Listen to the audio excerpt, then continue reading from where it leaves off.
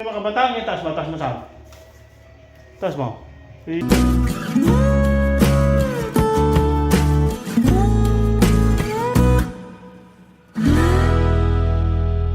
Alright mga kabataan yun, magandang hapon sa inyo natin. Na tayo gagawa ng saranggola. Kasi yung isang saranggola ay nabitawan nitong ang saranggola, hindi na naabutan kung doon nagpunta sa bundok. So may gagawin tayo saranggola na lakas. Ito mga kabataan. Na tali na natin ang iba, saranggola, papagayo. Papagayo na ang pinakapuwit niya ay buwan. Yung sabit Yung na malaking puno. buwan, yung supuwit. Yung Yung sabit na pinakapuwit niya ay malaki ang buwan. Yung sabit na Ang puno. buwan na hati ang kanyang Ito guys, oh. basta alam ko ang puwit nito buwan. Basta ang tawag dito sa papagayo o saranggola yan. Ito guys. Yan. Ito. Yan ang pinakapuwit niya. Yan. So panoorin yung paggawa namin ng saranggola. Right.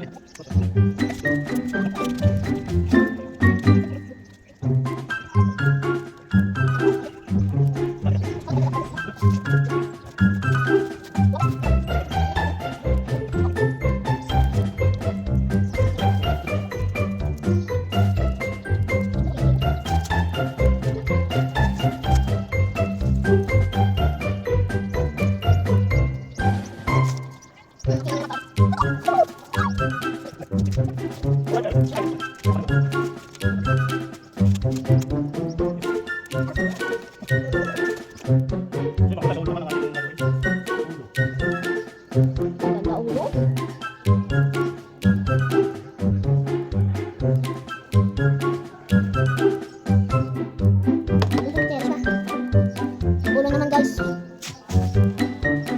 pa na. Itong ibon mo, di mo ibon yan. Hindi mo sumbalon.